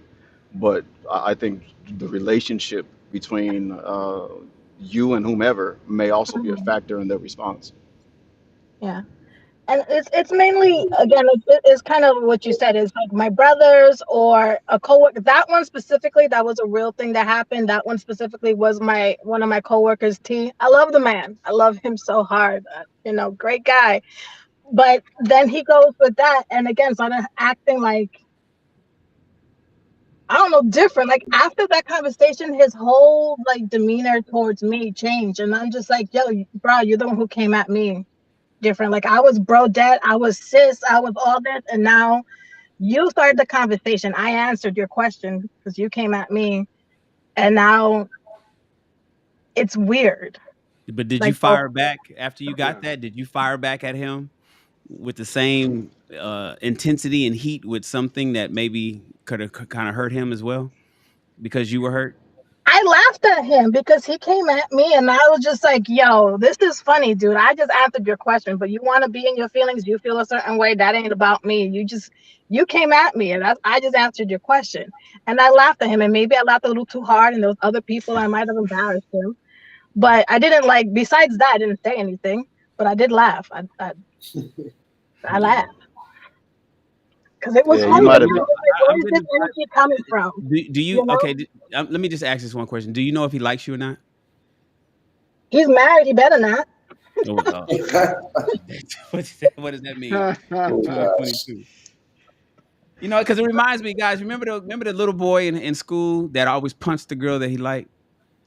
Remember Mm. the Right. kid that always would tease and would pull her hair With a and pull, ponytail. pull her That was ponytail me, and yank her player. backpack, all because he liked her. That's really what it was, and he just wanted to have some kind of attention. Now I get it. The guy's married and he's a coworker, and you guys, you was really cool, but he came with you with this odd question, and I get it, and you get it from other people like your brothers and whatnot, right? But in this particular situation, I got the instant vibe that I wonder if this dude likes his coworker. I mean, he may love his wife, but he probably spends more time with you than what he does with his wife at Yeah, work. That happens yeah. often. He's work wife, but that's the thing. We've always had like this chill, sort of jokey things. Like, I'm like, hey, work wife, and stuff like that because I don't see Oh, him as a dude because he's married. I'm not going to see you in a certain way, and I sort of like make sure there's that.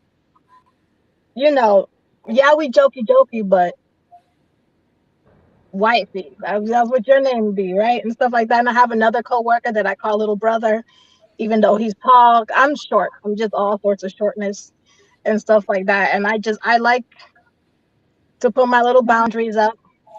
Again, single mom, daddy issues and baby daddy issues and stuff. So we like walls. And I've made sure that I stay like that, but I don't think he does. mhm. I just think, I I laughed at him a don't know. little too hard and maybe bruised his little ego a little bit. I love him though. I But do. look at But look how you call it. See, but here, see, I want you to hear. I want you to hear your sign. Like you bruise his little ego. I yeah. just came back to heard that last part too. I was gonna say that exact same thing. So, and I'm just want you to think about the things that you and if you could say that to us so cavalier, I'm wondering, do you realize that maybe some of the things that you may say to him when you're at work, in the break room, or in the company parking lot, it bruise his little ego, right? And then he's the work wife, and then right on the heels of work wife, you say you got boundaries, right? Yeah. And it's important to realize even the title work wife is making some men who may not be ready for understanding boundaries realize that shit, that's my work wife. For all we know, he could be making love to his wife and thinking about you. You have no idea. All True. because you guys were cool, and and you did that report together, and you were in your cubicle and he is in his, or however that works, how your job works, and you guys compliment each other on what they wore that day. He likes your hair. Maybe he likes your hair more often than not. And then when he saw it different, he was it kind of like threw him back because he's looking at you a little bit differently than you may be looking at him. Oftentimes, Ah. women think they have these boundaries up, but they only have them up one way, but it's a two-way street. And so Mhm. that you're not going there because that man is married. That's the furthest thing from your mind. But you're not considering the road coming your way. And so you may want Mhm. to take that into consideration. And so as soon as you laugh at him, and if you laugh at him in front of other coworkers, he may Yeah. feel like, damn, my wife just dissed me in front of the homies. Yeah. And I'm the only female too, so that's Right. what I think happened. Like seriously, I think because I didn't say anything bad. It's just more, I guess, the way I might have said it and the fact that I was laughing him like hard. Like, yo, where's this energy coming from? Like, why are you so sensitive? And you know, Kiki, is your work husband attractive? I'm not gonna even put that there. I don't Just yes or find no? I don't find Is he attractive? Yes or no? he has We pretty don't. eyes. That's basically it. I'm sorry. I don't find So him I don't find so him. I don't like white people. We'll never meet him. So no. right, The yeah, answer is one no. of so here's the reason why I asked you, is he attractive? He's my type. Because I'm not a white people liker that's person. fine. But here's the thing: you have boundaries because he's not attractive, right? No, I If he's have an boundaries because he attract married. It right, but ain't about that. He married. if he's an attractive married man, I guarantee you there's a different conversation. You're probably not laughing at him. That's just my opinion. I could be completely wrong. I'm totally okay with being wrong.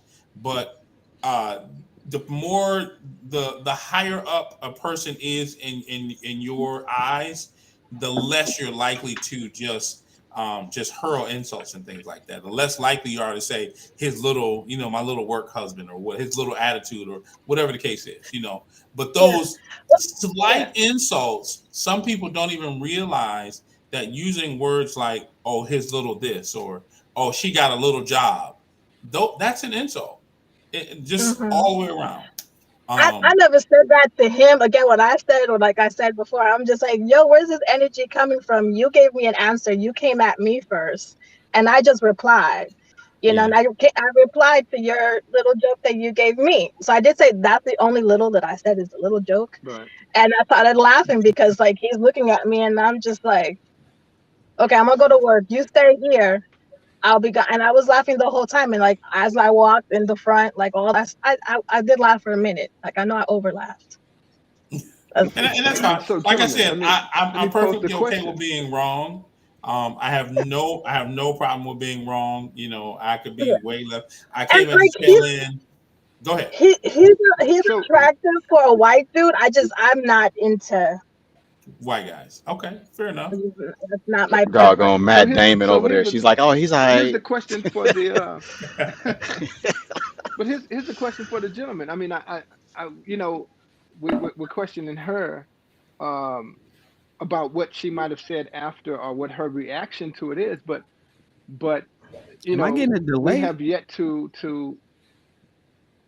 I don't know. Are Are you? you? Is he in sync to you guys? Because he's not in sync to me. He's No, slightly behind. He's like a half.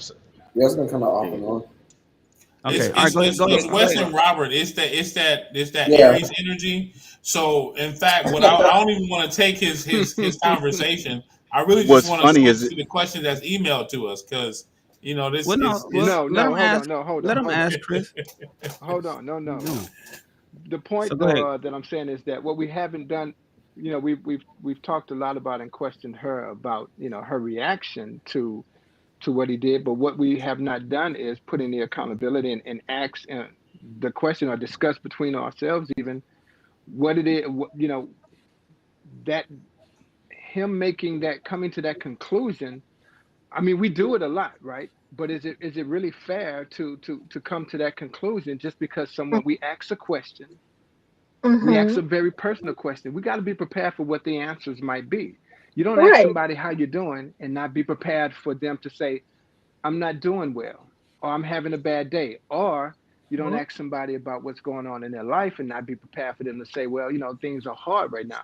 So I Exactly. think Especially I'm calling just me looking for crusty. where's the Like, accountability. What'd you say, sweetie? especially if you're calling me crusty like that. No girl wants to be saying, "Hey, you used to look fly, and now you look like." Right. So I'm valid just point. saying, like I'm just saying we can move on. I'm just making the point that there's some accountability for us as men when we ask those questions. We got to be prepared for those answers, and when we get the answer that we don't like or that feels like it puts pressure on us to do something, then we either do it or not. But to blame the person blame the woman for giving the answer that we asked, I just think it's kind of somewhat ridiculous on our part. But what are your thoughts on it, gentlemen, as we move on? Come on. I hit a snicker. No.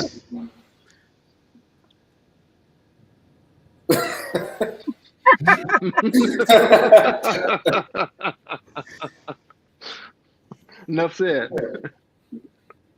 Just to look up, We all know he was wrong all the way around, even for getting to the point to where he would ask you that dumbass question in the first place. It goes But without saying. Yeah. All right. Motherfucking West. Dun, dun, dun, dun, dun, I'm dun, just. dun, dun. Got on his cape. Dun, dun, dun, dun, dun, dun, dun. Dun, dun, dun, dun, dun. Dun, dun, dun, dun. bum, bum, bum, bum. But you keep that cape, don't you, man? Hey, Every I think it Whatever just week. you boiled call down me, to I'll we stay gotta strapped. Jack be Neal, able to step. Kiki, where are you at? Are you on the West Coast or the East Coast? She in I'm Houston. actually in Houston. Yeah, I live. Oh, yeah, she's Yeah. Yeah, that's she what's up. said Colin was her neighbor dude. That's the first thing she said. Go ahead, Mhm. Jerron. I'm sorry. We jumped in on you. I wasn't gonna say anything. I think somebody said it in the chat. We just got to get better with it when it comes to creating boundaries. I've always kind of felt it kind of interesting how we use those words, work husband or work wife, when these people like have whole husbands and wives at home. It's all about just getting better at setting boundaries in general. I wouldn't Mhm. even be having those conversations with that guy, especially if I know he's married. because I don't even want to put myself in that particular type of situation, or even make get to the point where he feels comfortable being able to come to me in that type of way. And so I just kind of that's what happened to him. He got comfy with her, Jerron. He got real comfy with her. Extremely comfortable. So and then the funny part is the way that nickname came by is just that he will always be nagging and complaining about everybody else thing. I'm like, okay, wife, I got you. Where's the to-do list and stuff like that? Like it was more like that because I literally felt like the husband coming home to the wife, and then she has this whole nagging thing, and this is wrong, and this is wrong, and this is wrong, and I'm like, So she meant work wife as a derogatory term. Like she was talking mess about him. It wasn't even supposed to be literally, and like on we the were mushy always mushy like that, type just stuff. talking mess. We always talk mess to each other. That's just like, that's but how that it was started, though, bro. It started by playing games. I think that's the point they that Sharon was started taking it making. Is serious. just like, or Chris was making, where it's like the person that's always nagging you is the person that secretly likes you. Whoever said that? Shan. Yeah, that was Sharon. Start off calling me work wife or work husband. Then next thing you know, after that, it leads to something else later on down the road. I kind of think it's like an oxymoron to say I set boundaries with my work husband. Like those two words don't No, go in the same she didn't sentence call in that way. him. She didn't call no. him that. Work wife. Her. Yeah. Work. Right, and again, I was making fun of him that he nags and complains a lot and doesn't do stuff and leaves everything to me to do. It's more like that. Yeah. I'm just like, so what did you do today? How was your day? Did you end up accomplishing that thing? Nah, where's my list? And then I'm the fixer. And when everything goes to shit, literally, I'm the one who is cleaning the actual shit from the bathroom or wherever or whatever it is. Like I'm literally the one that's like not afraid to like, oh, there's a spider. Quickly go get it and kill it for me. And Right. Well, Jack Neal, before we appreciate you coming up, and before we wrap you out, I wanted to ask you a question because you mentioned that was just that one situation. I know we've concentrated on this one guy at work, but then you also mentioned your brothers. You mentioned other people that this happens to, and it's happening. Let me ask you a question too. Well, let me ask you two questions. Do you feel that maybe you feel jaded towards men as a result of it seemingly being so men doing this so often in your life? That's one. And then two, before you go, do you think that maybe there's something about your personality that that gives men the comfort to do this to you particularly? I think I come out very like a bro dad. Like I get called dude a lot, but at the same time, I obviously have brush, so they don't get too confused, too hard. But they get comfortable with me because I am very like chill and stuff like that, and I do tend to go into mama mode and just fix everything. And it's not so much jaded. I'm like scared. Like, should I even say anything? Because if then they come at me, and then now the whole vibe is off, and now they're gonna act weird or like talk to people like I'm trying to come out for their wallet when I'm definitely not. It's more like that. It's more like I'm. Has it affected your love life? Nah. You good there? Okay, cool. All right.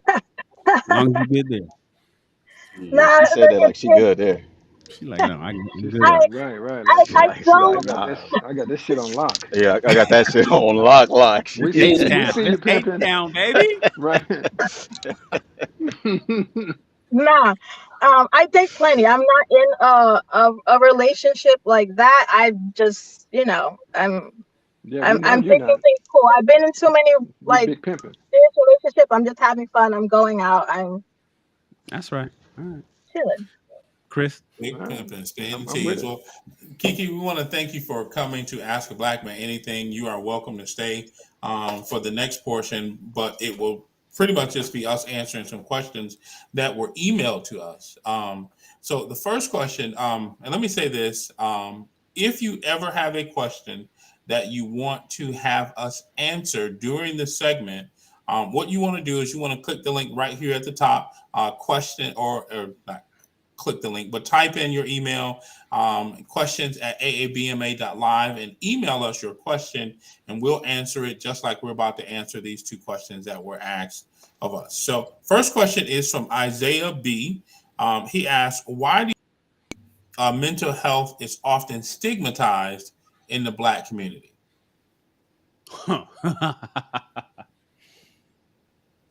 I know Jerron got the answer to this. I know what I think it is. You know, why is mental health? Because who goes to see a therapist? You know why? Because I don't need no therapist. I'm good. I'm good. It's so much bravado in the black community, especially amongst black men. Our ego is on high, man. We probably have the high because we're so amazing, and we believe it, that we think there can't nothing be wrong with us. So it's I don't know if it's stigmatized as so much as it's avoided. You know, it's not like we like think of it as a boogeyman or anything like that. It's just like I don't need that. Therapy? The fuck I need therapy for? You know, I'm glad that people are trying to normalizing it now, but even though people are normalizing it and you hear it a lot, I think it's just a talking point, because if you look at, are people really getting it? I know they're saying it, but are they really getting it? You know what I'm saying? And Jerron would probably be able to answer this a lot better. But I think that it's just simply ego that makes the black community avoid, not stigmatize so much, but if Isaiah is listening, avoid mental health help. And they seem to think that there's no mental health issues with them. You know, I have PTSD, right? I had to be diagnosed with PTSD. Before I got it, I didn't think I had it. We're talking about we're talking about masculinity. Chris's original question this morning when we first started, and he's saying, you know, when did you realize that you were able to express yourselves? And my answer was, I still haven't. I need therapy for that. That's just the reality of it. Here's the problem: I don't have a therapist. It's a phone call away, free, doesn't cost me nothing, but I just haven't done it. Is it that I'm scared to hear what I'm gonna hear? Is it that is it that I am I claiming I'm too busy? I don't have no itinerary like Obama. I ain't doing multi-million-dollar meetings all week. I got time for a therapist. It's not that I don't, but I just, part of me says, do I really need it? And that's just the reality of it. And I know a lot of people won't admit that, but I think that's what a lot of people in the black community feel, men particularly, right? Because I think women are a little bit more open to therapy and understanding mental health issues than men are. Black men are just like, man, I'm good. But are you? That's just my thoughts. So, two things that I want to jump in, and Jerron, I'm gonna let you come in real fast because I'll be real quick. Two things. One, the definition of it, of stigmatized, described or regard as worthy of disgrace or great disapproval. And I looked it up so I can have the context from what my answer was going to be. In growing up, coming up in a church community, the answer was always to pray. That was literally the answer. You know, pray to God. You know, God will fix it. You know, God solves everything. And while that, I believe wholeheartedly that God can do absolutely anything, I wholeheartedly also believe that because God is God is who He is, He can't do anything unless you allow Him to do it through you. So no fixing can be done unless you actually get up and do the work. So you can have faith that God will do it, but if you don't do the work, the other part of it, take part in the therapy, go, sign up for this, then nothing will really happen. And so that's the first point. And then the second part is the definition of it, of stigmatized, literally just tells you that it's of great disapproval. I know that I didn't think that there was something healthy coming out of therapy, because I always was like, yeah, nah, I'm okay. I'll be fine. I'll figure it out, because I've learned to be a loner. And go ahead, Jerron. Let me So get one what out I real would say quick too. is, I would say that. Go ahead. What you say, Colin? No, go ahead. I was gonna try to get one out before you killed it, but go ahead. Okay. Well, I'm just going to say, so we know that African American adults are 20% more likely to experience mental health issues. 25% of those African Americans seek treatment for a mental health issue. And the reason for the drop off is because of misdiagnosis, doctors, socioeconomics factors, and a lot of different other African American things. And so when it comes to why is it stigmatized in the black community, and I was just doing a conversation about this probably 3 weeks ago. It's a generational cycle thing. And so a lot of our ancestors, grandmothers, granddads, those type of individuals growing up, mental health wasn't talked about in the black home. We didn't talk about it. We didn't talk about mental health related issues. I think Chris said it. If anybody had any semblance of anything mental health related, we didn't use the word mental health back in the day. We used the word crazy. If Yep. granddad, uncle was crazy, the auntie was crazy, we would send those individuals to church Right. and let the pastor pray it out of those individuals, Yep. because we didn't believe in mental health. In our home, what happened in our home stayed in our home. We didn't talk about anything outside of the home. We didn't go and share those things with anybody that didn't look like us. And honestly, growing up and early on, the counselors and the therapists, they all were white. They looked white. And so, the mindset was, why would I go share what's going on in my home, my African American home, with a white person that don't look nothing like me?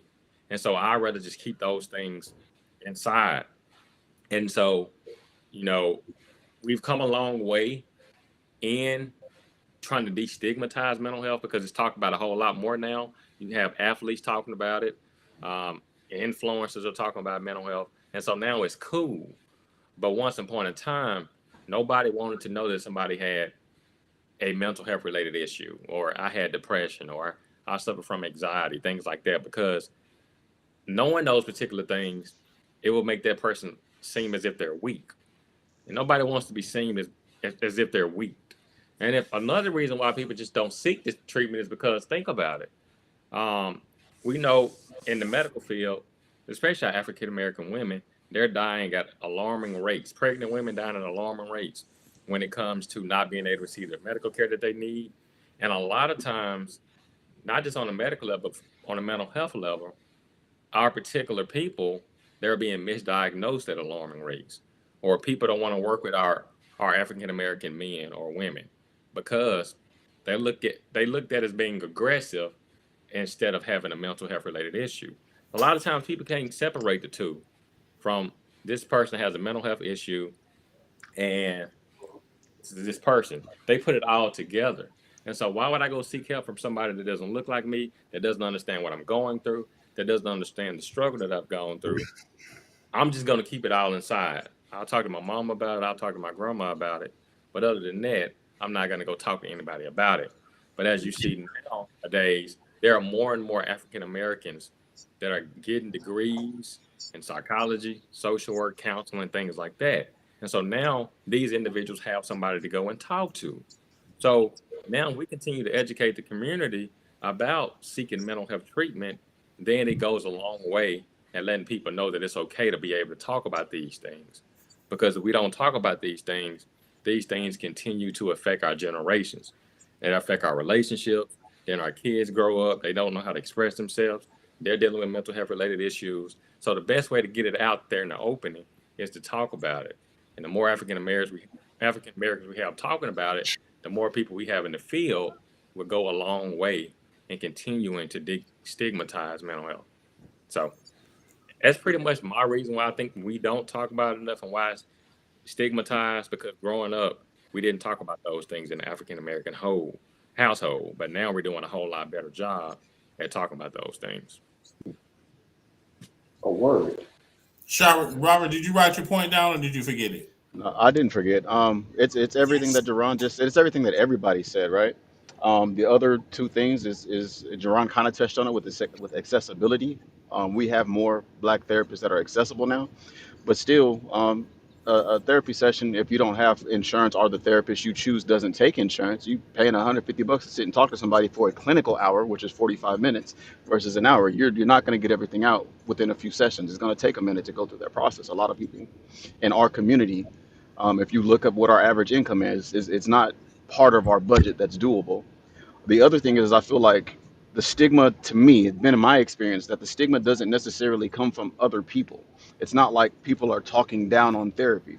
It's usually whenever we consider therapy for ourselves, we ourselves start saying, that's not for me, or that's stupid, or that's dumb. Why am I going to pay somebody to talk something? If I talk it out, I'm going to end up answering the question anyway. Why do I need somebody to tell me? So a Mm-hmm. lot of times it's us that's giving ourselves our own stigma versus the outside community looking down on somebody who's actually going out and getting therapy. To me, You don't that's have been to my go to experience. therapy because you don't have to be crazy to go to therapy. You can go to therapy Hmm. just like you go to the doctor, go to the dentist. I want people to get it out their head that you got to have a mental health diagnosis to go see a therapist. You can go see a therapist for different life stressors. People have a baby. That's a change. That's a life change. Somebody gets divorced. That's a life change. Somebody gets married. That's a life change. These life changes bring about stress. So sometimes people don't know how to actually deal with stress. They don't have the proper coping mechanisms to deal with these particular life stressors that are normal life stressors to, to the everyday life. So sometimes people need people to talk to help them go through these life changes that they may be going through. So I want people to get out their head that mental health treatment is just for people with mental health disorders. No, you can go see a therapist even if you do not have a mental health diagnosis. And I just leave it at that. Shaheen, aren't you in this space a little bit? Yeah, for me, I think it's a deep rooted in a subconscious level, a historic level of self hatred, right? Me personally, I treat my mental health just as how I treat my physical body. How I would train my physical body, I train myself mentally to make sure I'm mentally sharp. Because you have to stay on top of that, right? So when I say self hatred, that within our community we are so used to having to struggle through things. Like Shan mentioned it earlier, like we can sprain our ankle or you know something physically happen to us and we just tough it out. It's like, we'll be all right. I don't need to go see a doctor. It'll be all right. I'll put some ice on it or whatever. We do the same thing with ourselves mentally, to where the self-hatred is so ingrained that we won't go get help because we think we're supposed to just overcome it somehow. Like Jerron mentioned, the church or this or that. Like, we won't even do things that are good for us, that will better ourselves, because it's deeply ingrained in us to just suffer through it. You know what I mean? And it's like, when I say suffer through it, we suffer through it in we have our different coping mechanisms. Like we mentioned earlier, the crazy uncle. Like, no, he's not crazy. He's bipolar, or he's this or he's that. You know what I mean? We even on a lighter note, like you can see, and we've gotten better as a community, in present day. But even when people were trying to take care of their health, they would get made fun of. Like their physical health, somebody say, I'm drinking more water, you would get made fun of. Like, this nigga drinking more water trying to be healthy. Like, you know what I mean? So the the idea of getting yourself right, getting your mind, your headspace right, is still deeply rooted in like this. We don't want to. We don't believe we deserve our best self, if that makes sense. Like, to Rob's point, I think it's more, the stigma comes more so from within the community than it does outwardly. Like, we have the biggest issue with therapy and counseling and things of that nature, um, to where, because we don't want to submit to the idea of a weakness. The moment you go seek therapy, the moment you go get counseling, you've submitted to being weak, and that's just something that we won't give into. So I think it's deeply rooted within our history, that we just don't believe that we should be our best self. We just gonna suffer through it. Um, that's the strength within it, just suffering through. Yep. And I want to bring I Right. want to if I say your name wrong, please forgive me. Kaya to the stage. Welcome, Kaya, to Ask a Black Man Anything. Hello, hello. Good Hold on. evening, and thank you Let for me get. joining us here tonight on Ask a Black Man Anything. How do you want to participate in the conversation, or did you have a question for the fellas? I think she said she was driving. She's trying to pull over. Yep, Yes. Can you hear me? yep. Do all Androids have that little thing? Is that what that is? No, I'm on an iPhone. Oh, So okay. if you don't mind rotating your phone landscape. Thank you. Boom. Oh, okay. There it is. Okay, so my question was, I had put it in the comments. So if you guys don't feel comfortable, or if you've been, um, with certain women, you don't feel comfortable talking to them. Are you comfortable talking to your boys, your brothers, your mentors? Absolutely. Are you comfortable opening up to them? Yes, Okay, absolutely. that 100. was my only question. Yeah. So my best friend and I, we talk literally every day. That's what bros Sans the are weekend. for. Um, um, Sometimes I may confide in these guys here. I have a mentor. He's been my mentor since 2005. Yeah, so 17 years now. And part of the reason why I have my book out is because of him. The reason why my board game is out is because of him. The reason why I'm looking for the type of woman I'm looking for is because of him. So absolutely, I believe in confiding in a mentor. I think that every man should have someone that he looks up to, and every man should have someone that looks up to him. Have a man looking up to him and him looking up to Awesome. another man. I agree. Definitely That's just what bros are for. Through good times. Come on, fellas, and bad times. I'm just kidding. yeah, I I don't know doubt. that song, but yeah, he's right. Definitely, Oh, I that's talk to my before best Robert's friend every time, day. so that's why that's Yeah, what that yeah. is. He doesn't. So when Shan was talking about It's before my He-Man time and too. Oh, I GI know Joe, He he Man. has no I know idea what He they mean. Man, GI Joe. I know all them the people. Shan, he don't Um, know nothing about that, man. now he if you go caught. back He before don't it, know nothing now about if the you go back Silverhawks, none of that. He now if caught you the go back tail before end. He Man, nah, that's it. But nah, yeah, I talk to my best friend every day. My best friend knows more about me than probably any woman that I've met. Um, and it's just like that. You build a bond with somebody and you trust their opinion and you trust their thought process. You talk to them a whole lot more. That same thing can be built with a woman, but it's just unfortunately we haven't all quite reached the point to where we can have open communication like that and it not be received with sign language we'll use. Right. Right. What makes you ask that? Well, that was my only question, Do you guys. get what makes you ask that question? Do you get the impression that men don't confide with other men? Um, the men I do, the men I know don't seem to have mentors and people that they can talk to. Really? That's interesting. Some of So them.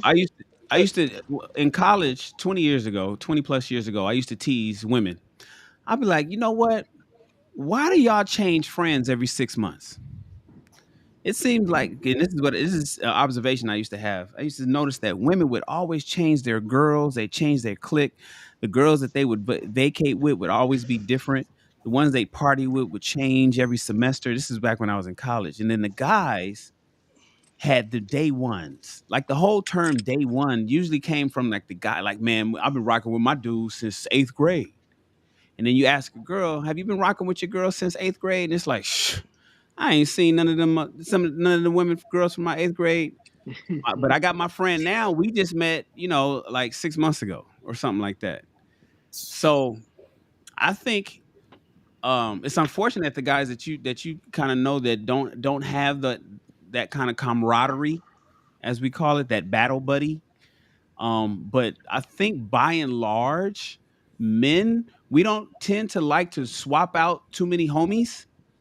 And Right. the homies that we do have tend to be long term. Know And the phrase. those guys, we can tell issues to. We can talk to them about problems, health problems, mental problems, but it's not a lot of them. It's not a lot of them. You talking about a handful. You can count them all on one hand. Of course, we know people that we've known for a long time, The the ones who get called best friends yeah, the ones is who get like, called best friends. We have that. So yes, the answer is yes. I would gather, are the men that you know, and I don't know if they're brothers, I don't know if they're cousins, I don't know if they're guys that you've dated. Um, are they younger? Are they okay? No, not young. Are they under 40 years old? Yes. Interesting. So again, I think Generation X has failed millennials. This is my personal opinion. I think Generation X has failed millennials and Gen Zs and the younger generation. Primarily because, and I'm not here to talk about why men weren't in the family and why single motherhood ran rampant and whatnot. That's not the conversation. But I don't think there was a lot of, well, we all know that there wasn't enough men around to show young men how to be men. And so Right. now, if you go back 20 years and we talk about when I used to tease women about, man, y'all change y'all friends every 6 months. You got a whole new friend, you got a new soror. You're not cool with your Sans or your ship. Now you cool with somebody from another chapter. Are you cool? But me and my guys, we rocked all the way through. These are the same people who now have 20-year-old children, 25-year-old children, 28, 30-year-old children. You know what I'm saying? And if women raised these boys and showed these Right. boys what it's like to have feminine tendencies, and the guys weren't in the house for whatever reason, I'm not here to argue that, but the men wasn't around to show the boys what it was like to be men, then you run into younger men today who are loners, who are very introverted, who don't want to go outside. I got two sons, 1 6 and 1 3. I got to almost, because you got electronics, you got Xbox, you got these video games. When me and Wes was growing up, we went outside. We left Saturday morning and didn't come back until Saturday night, and nobody cared where we was. Us too. That's a fact. Yep. That's my age. We was out the house. We watched the cartoons. We ate the cereal in the morning, and by right around noon, we was gone on the bicycle, Huffy, mongoose, whatever kind of bike, and we was gone all day long. Right? But kids now, they're You got to introverted. fight them to go outside. Now they want the best. You know what they want? They want a new Bluetooth controller. They want to be on the internet. They want to just be. And so when it comes to talking to somebody, they don't even know what it's like. When I was in college, there was no smartphones. So we couldn't wait to meet each other on the quad. But now you go onto a college campus today, everybody got their head down, and somehow they don't run into each other when they walk into their house. So people didn't know how to be on their phone and walk without running into folk. It's a weird thing to see. So interpersonal social skills is not even there. And so the guys that you're Right. experiencing maybe I don't see it because I don't interact with the younger generation like you do, but it's unfortunate. It's unfortunate, and once again, these spaces for men is very necessary so we can try to change the trajectory, because we talk about modern women, and I know I'm hard on women and what the things that they need to do, but there's a thing called modern men as well. And the men need to step up too. And it's incumbent upon me to do my best, because I know they're not listening to old OGs like me, but to do my best to try to fix the problems that my generation, I believe, kind of created. So there's that. And I got only one pushback. In 2002, I really don't believe you was in college in 2002. No, I was done in 2000. So I really got to go back to 90. I really got to go back to 95. Don't be aging me, bro. Like 20 years ago, I don't think you was in college. Now, 30 years ago. All right, you can throw 30 on it. You can throw 30. Yeah, go back about 10 more. No, I'm just teasing. Go ahead, Colin. No, I was just going to say that I will argue that the millennials will probably half and half, 50%, 50%, because I'm a millennial and I have a lot of those old tendencies ingrained in me. So there's a lot of things I don't fool with today's generation, because it's just weird to me. So a lot of the points that Shan made as far as like not having the social skills and things like that, because I go to a house full of relatives and things like that, and everybody's head is just buried in phones, and I'm the one to yell at the top of my voice, everybody put your phones down, we about to go outside and play some football, we're going to play kickball or something like that. Like, I'll just make a game for us to just play outside, and I'll drag everybody up. But so I definitely had all the role models and things like that, and thankfully I had two older brothers that beat the mama's boy out of me, because every time they got me alone, they literally just put me in the corner and just throw some blows until I start just fighting back. But so yeah, I'm stuck in my 2000s music, my iTunes, but just a lot of those old principles and things I learned from having those men in my life, they still exist to this day. So even with our last episode, that's why I was just like, I focus on the guys. Kind of what Shan was saying too. When I see the young boys and things like that messing up, I'm the one to voice up and correct them, and try to course them in the right way, in the right direction. So, but yeah, millennials, they're half and half. Some went by the wayside, the other half are still about the He-Mans and growing up in the 80s. And because I grew up watching all those shows too. And really quick, I really wish that, us millennials and everyone else that came after us would actually go ahead and do our own homework and actually seek out mentors.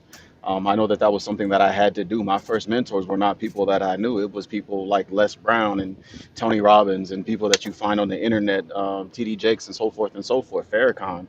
Um, those were my first mentors, and that helped start me on the path. And then you actually learn that you have to go out and meet people that are above you and have some people that are below you, people that can actually pull you up so you can have your circle of friends guiding you along the way. Opportunities come based off the people you know.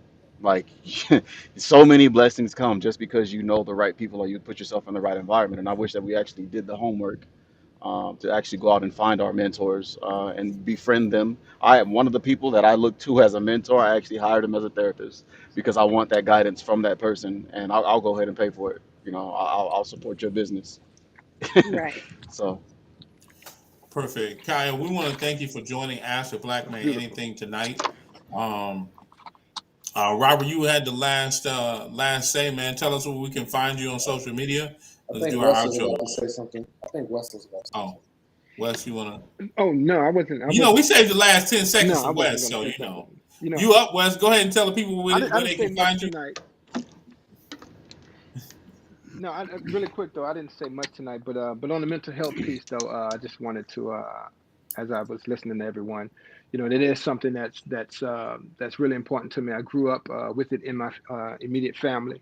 Um, I'm actually seeking out therapy now myself. I'm starting therapy, and I deal with anxiety. I've dealt with depression before, so it's I understand the stigma that exists, but I also understand the need for for us to overcome that. So that said, Wes, Artistic IQ on all social medias. Uh, Jerron, my brother.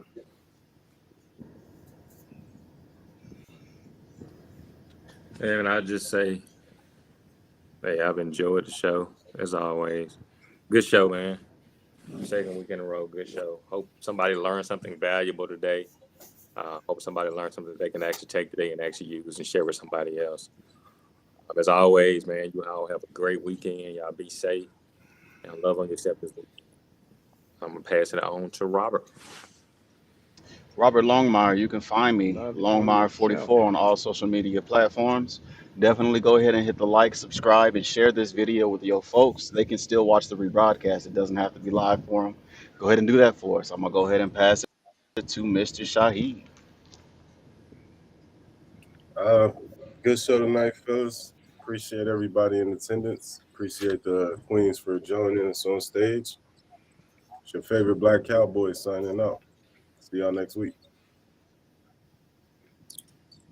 Colin Hardiman, always glad with these discussions. And yes, definitely, we are the ones that suffer the most. So we're going through pandemics and problems that's happening in the world. We're dealing with, the effects double or triple because we're dealing with just the trauma that's passed down and just, racism, prejudice, everything that we have to deal with as Black people every single day. So I'm glad that it is becoming more normalized. And yeah, Jerron just shared a whole bunch of great information. So appreciate the tips and what I heard tonight. Pass it to Sharon. Glad to be here. Appreciate you guys. Thank you. Please subscribe to the Ask a Black Man Anything channel itself, especially the people that's coming from my channel, Shannon Rawls. Please subscribe to the Ask a Black Man Anything channel itself because we're going to end up not the simulcast to my to my channel, and the Ask a Black Man Any channel is going to stop soon. So I want you guys to make sure you subscribe to the AABMA channel, because we're authorized to have the full show the way we want it, and we just haven't started it yet. We're going to start that for April, and so we won't have this show simulcasting on pretty much maybe after the next 2 shows. So I want you guys to please subscribe to Ask a Black Man Anything on YouTube. That would be extremely helpful. Thank you so much. I appreciate you guys, and I'll see you next Thursday. Chris? Hey everybody, Chris Davis in Atlanta, Georgia, by way of Buffalo, New York. You can go to my Instagram, @thereal_Chris Davis, and grab both of my books, The Ultimate Vetting Guide, to help you vet your potential mates, and also The Edge of Greatness, so you can learn how to achieve your personal edge of greatness. So you can reach your peak like Oprah and Michael Jordan. Next week, I want to share something with you. We have a major key. We have a major announcement that we are making next week in the first 30 minutes of the segment. So make sure you are on. And I'm not going to tell you what time. But we're going to announce something. So make sure you're on right at 10 o'clock next week. We have a major announcement that we want to make for you guys. And hopefully you'll enjoy it, and you'll be able to enjoy that. Anyways, we out. See you next week. Great show, fellas. I almost slipped up, Colin. Man, tonight almost feel like a therapy session. A little bit.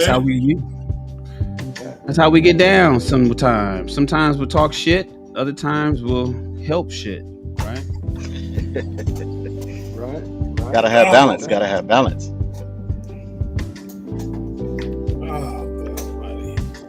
I appreciate you, fellas. So, I'm off ethic. Colin? What's up, Wes? I was wondering, what did you say just now? I missed you, brother. I was saying, I appreciate you, fellas. We've come a long way. Oh, yeah. All met on Clubhouse, and here we are, years later, over a year. Right. I really appreciate the bond that we formed. Likewise. I was wondering where Shan was tonight. I didn't see Shan tonight. I didn't see Shan at all. Who'd you see? I don't know. I saw this kind and thoughtful and most importantly empathetic.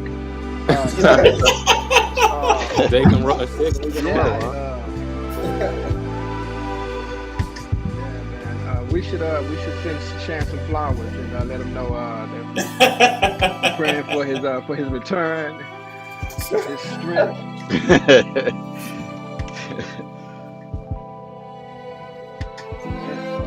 Come back to his brother. What? Who is that? Bruh. Who that is? Is that what we doing tonight? The fans is still watching. We live like a bug. What was that? Chris, who you got over your house? That was definitely not Chris. June 9th, 1972. Shan got IMDb. You said Shan got what? An IMDb. Oh. What's that? IMBB. What is that? IMDb for movies. Credits. Movie credits. Oh yeah, I've been on there for damn near 20 years. Wes said that we gotta send you some flowers, so I was gonna look up your corporate address so we can send you some flowers. Yeah. Get well wishes. Wes, you got 35 seconds to tune up, man. The last 10 seconds belong to you. You got 40 seconds to get your thoughts right in the 10 seconds. Hey, man, really appreciate everybody for This tuning in stuff to comes tonight's show. naturally, man. You can't put. Thank y'all for attending. Tell your friends.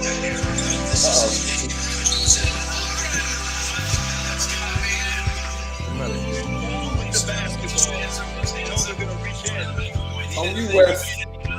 Gentlemen, it was a pleasure. A plum-pleasing pleasure. Come back, Shan. Come back, baby. Usually it's only one time you have an opportunity to